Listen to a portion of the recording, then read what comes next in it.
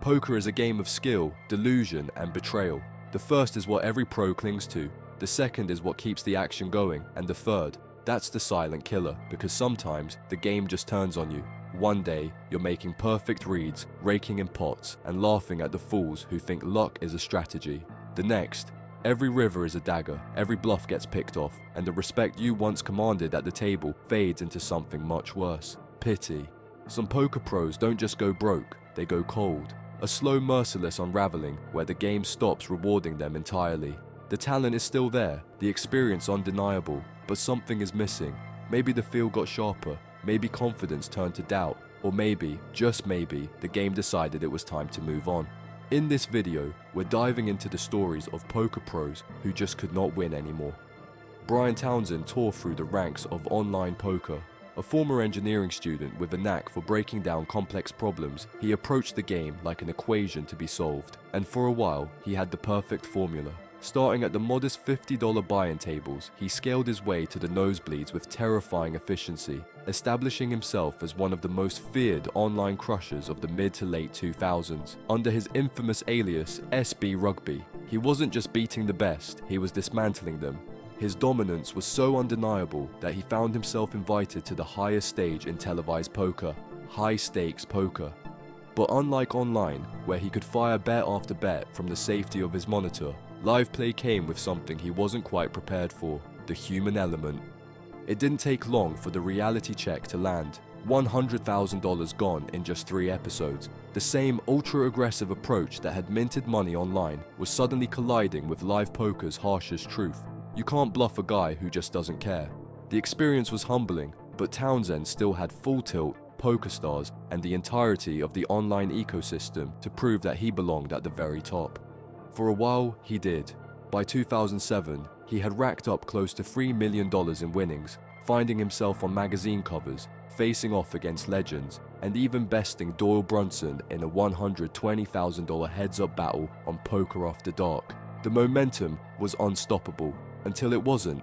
Townsend's downfall wasn't one singular disaster, it was death by 1,000 cuts.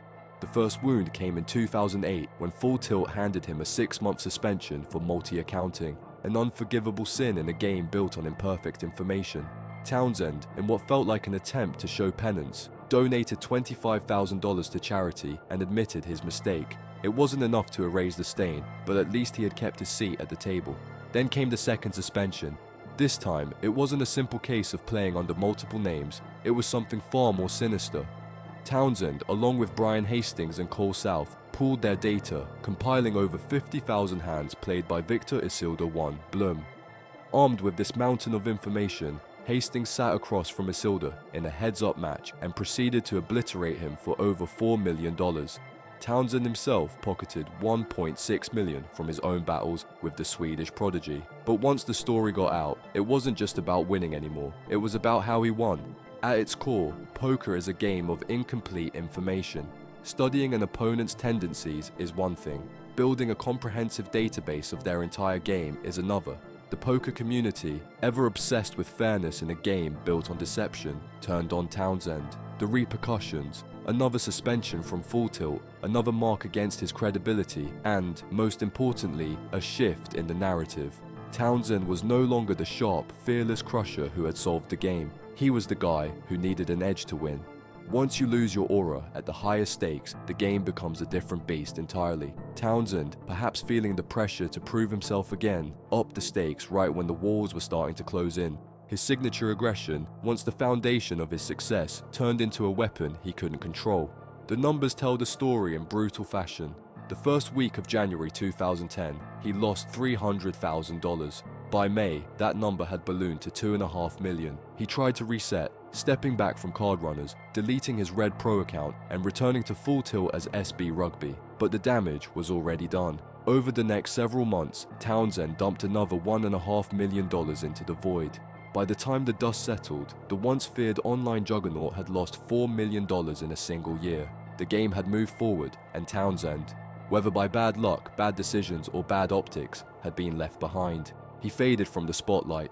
Soon after, no grand farewell, no final stand, just another poker prodigy who had flown too high, too fast. Search for Ethan Yao and you'll find rampage. Search for rampage and you'll find a definition that reads something like reckless, uncontrolled, or destructive behavior. Some might call that fitting. Yao's rise through the poker world has been as fast as it has been volatile. From grinding 1-2 cash games in 2018 to playing in some of the biggest live stream games in the world, his story is one of meteoric success, high stakes ambition, and, now, brutal consequences. Because in poker, the climb is exciting, but the fall is unforgettable. For much of his career, Yao was the embodiment of the modern poker dream. A guy with a camera, a bankroll, and the guts to take shots. The results were undeniable. His YouTube channel exploded, his bankroll ballooned. He won tournaments, crushed cash games, and took down high-stakes events that should have been out of reach. He didn't just ride the wave of poker's new media era, he helped create it. But when you play higher, the swings get violent, and for Yao, those swings have recently been heading in one direction. At the start of 2024, the numbers stopped making sense. The heater ended, and suddenly, Yao found himself buried in 7-figure losses. But high-stakes poker is more than just a game of numbers, it's a game of confidence. And as the losses piled up, so did the doubts. That uncertainty hit a breaking point in April, when Yao released a video titled, "I Need $1 Million." A bold attempt to sell action for Hustler Casino Live's $1 million game. The video landed like a brick. Instead of rallying support, it drew backlash. His fans, who had once celebrated his fearlessness, now questioned whether he was in way over his head. The video was swiftly restricted, then removed entirely, but the damage was done. Then came the weekend update. In a brief social media post, Yao confirmed what many had already suspected. He wouldn't be playing the game, not because he didn't want to, because he couldn't. The reality was brutal. He needed to borrow $200,000 just to stay in action. For a player whose career had been built on winning, reinvesting, and moving up, this was a harsh new chapter. Some in the poker community rallied behind him, reminding him that even the best go broke. Others weren't so forgiving, calling out his aggressive bankroll decisions and questioning whether he was built for these stakes. For Yao, the challenge isn't just financial, it's psychological. Confidence in poker is fragile, and the moment you start second-guessing, your opponents can smell it. His style of being a maniac only works when you truly believe in it. The second doubt creeps in, it becomes a liability. The same game that made him a star has now turned on him. Whether this is just another downswing in a long career or a warning sign of something worse remains to be seen. But one thing is clear, this is the biggest test of his poker career. Nick Airball has never been shy about making headlines, and this time, it's not for the reasons he'd like. $8 million.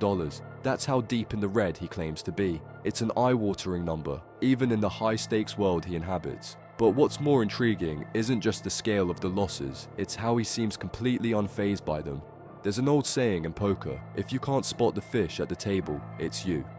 And for months, the poker world has been debating whether Airball, once the self-proclaimed game wrecker of Hustler Casino Live, has become exactly that. He's not playing for small numbers. $1 million swings have become the norm. A $1 million loss to Matt Berkey in a grudge match. Another 7-figure bloodbath in Hustler's $1 million game. And yet, if you listen to him, the money isn't what stings. It's not about the money, he insists. It's about how it feels to lose. And that's where the real damage lies. Not in the bankroll, but in the psychology of the game. Airball built his reputation on bravado, aggression, and the kind of table talk that gets under people's skin. He wasn't afraid to challenge legends, run massive bluffs, and force opponents into brutal decisions. But when a downswing lasts this long, confidence erodes. The game starts feeling different. Those fearless plays, they don't land the same way. Those reads, they come with hesitation. The very identity that made him successful starts working against him. Take a recent hand against Mariano. With pocket jacks on a queen high board, Airball led into the aggressor, an unorthodox move in a spot where he almost never has the stronger range. Mariano, unfazed, raised. Airball called. On the turn, Airball led again. Mariano raised again. Airball called. The river bricked. Airball finally checked. Mariano checked back and took down an $83,000 pot, leaving Airball and everyone watching, wondering what exactly the plan was. This wasn't the old Airball, the one who played fearlessly and pulled the trigger at the right moments. This was hesitation, this was confusion, and in high-stakes poker, second-guessing is death. The issue isn't just that he's losing, it's how he's losing. Betting small in spots that demand big pressure, making light calls where the math isn't there, running bluffs against players who aren't even thinking about folding. And yet, the most telling sign isn't the hands themselves. It's his own body language, the deep tanking, the size, the post-hand frustration, the realization that for the first time in a long time, he doesn't have control of the game. But despite everything, the losses, the questions about his bankroll, the whispers that he's outmatched, Airball refuses to back down. He's still taking on the toughest competition, still sitting deep in the biggest games, and maybe that's the real test. Not whether he can win again, but whether he can keep going after losing this much. Greg Merson played more poker hands before his 25th birthday than most professionals will in their entire lives. By the time he reached the final table of the 2012 World Series of Poker main event, he had already logged 7 million hands online, a staggering volume that made even veteran pros shake their heads. In terms of raw experience, he was over-prepared. But poker isn't just about how much you've played, it's about how much you've survived. For Merson, the game was never just about cards and chips, it was about escape. From the moment he discovered online poker, the grind became an obsession. The endless repetition of hands, the rush of outplaying opponents, the ability to make more money in a few hours than most people did in a month. It was a perfect storm for someone looking to outrun their demons. At 18, Merson's addiction started. By 19, he got clean. For the next 3 years, he was sober, disciplined, focused. The game rewarded him. The bankroll grew, the stakes rose. He was living the poker dream. Then, in 2011, the losses came. He dropped 6 figures in the first few months of the year, 3 separate $100,000 losing sessions in 6 weeks, 20 different days where he burned $30,000. The bankroll collapsed, and as it disappeared, so did his self-control. Merson spiraled. Synthetic heroin, cocaine, Adderall, alcohol, marijuana, a cocktail of self-destruction that turned poker from an obsession into a backdrop for his worst impulses. He played high, he played recklessly, he played in Bobby's room at the Bellagio, blinded by stimulants, losing more than he even remembers. Then came December 2011, the moment everything changed. In the least likely of places, a casino hotel room in Las Vegas, he made a decision. No rehab, no interventions, just a man alone in a room, detoxing in the most brutal way imaginable. 3 days of pure hell, withdrawal, isolation, regret, and then clarity. It wasn't just about getting clean, it was about rebuilding from the ashes. What happened next wasn't just a comeback, it was a resurrection. By the summer of 2012, Merson was winning. The bankroll was stable, the discipline had returned, the emotional volatility was gone, and then, in one of the most difficult tournament fields of the year, he won a bracelet, a $1 million score in the $10,000 Six Max event. The moment wasn't just about the money, it was proof that he had changed. Proof that poker could still be his game, proof that he was alive. 2 weeks later, he made the final table of the main event. It didn't seem real. Months earlier, he had been at rock bottom. Now he was playing for $8,500,000.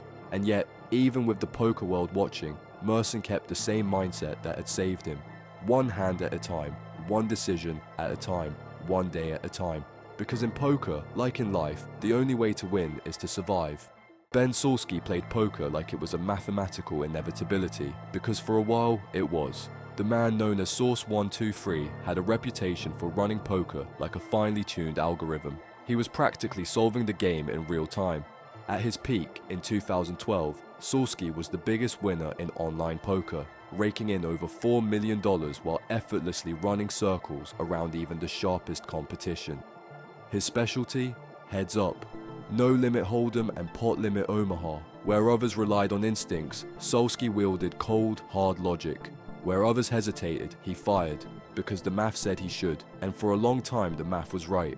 But poker has a cruel sense of humor. One year you're at the top of the leaderboard, the next, you're questioning everything you thought you knew. 2013 was the turning point. Sulsky's downswing started as a few bad sessions, a couple of tough spots, some coolers, the usual turbulence that comes with high-stakes variance, but then it kept going. His bankroll dipped, the numbers on his screen plummeted. At first, it was just another stretch of bad luck. Every poker pro has them, but this one wasn't stopping. By February 2013, he had gone from up $1 million to down nearly $2 million, and when a downswing lasts long enough, the line between bad luck and bad play starts to blur. Then came Victor Blum. Over the course of their heads-up battles, Sulsky dropped $2,800,000 to Blum. Pot limit Omaha at 300-600 stakes turned into absolute carnage. Their biggest pot? $222,000, and Bloom won it with a queen high flush. But it wasn't just Bloom. Another online crusher, Punting Peddler, took Sulsky for another $1,200,000. Every poker player loses sometimes, but these were numbers that shook even the high-stakes elite. By 2014, the situation had turned bleak. Sulsky's results across multiple platforms were a bloodbath. On Full Tilt, he was down $834,000. On PokerStars, he had clawed back $353,000, but overall, he was in a six-figure freefall. And then, in June of 2014, the bottom truly dropped out. $582,000 lost in 6 days. Think about that. $500,000 gone in less than a week. In the time it takes most people to get through a work week, Sulsky had burned through more than the average person makes in a decade. The variance in high-stakes pot limit Omaha is brutal, but this was something else. The psychological toll of an 18-month downswing is impossible to quantify.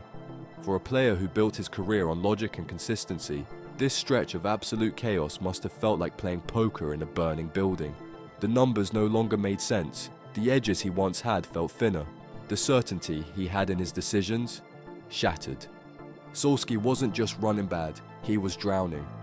Phil Ivey was never just another poker pro. He was the guy, the one who made poker look effortless, who sat at the table like he already knew how the session was going to end. Whether it was in a smoky Vegas backroom, at a World Series final table, or battling the world's best online, Ivey didn't just win, he dominated. But even the greatest aren't immune to the game's brutality. For years, Ivey was one of online poker's biggest winners. His legendary run on Full Tilt saw him rake in nearly $20 million, crushing the highest stakes with an approach that was equal parts terrifying and methodical. And then, suddenly, the tides shifted. By 2015, Ivey wasn't just losing, he was leading the field in losses. Under his Full Tilt alias, Polarizing, he bled out $6,300,000 in just 3 years. His struggles weren't limited to a single platform. On PokerStars, under raise once, the numbers looked just as grim. The total damage that year, $3,700,000 down the drain.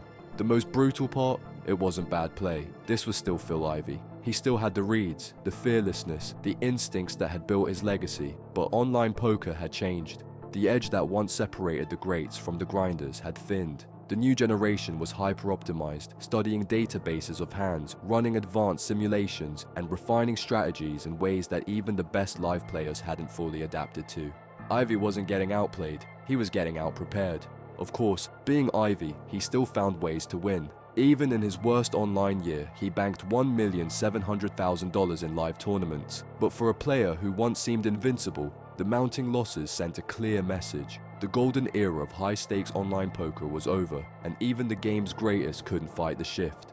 But Ivey's real battle wasn't happening on the virtual felt, it was playing out in courtrooms on opposite sides of the Atlantic. If his online downfall was a slow burn, the casino scandals were a full-scale wildfire. The numbers in these cases made his online losses look like loose change. In London, Crockford's had withheld £7,700,000 from a Punto Banco session that was supposed to be one of Ivey's greatest victories. The reason?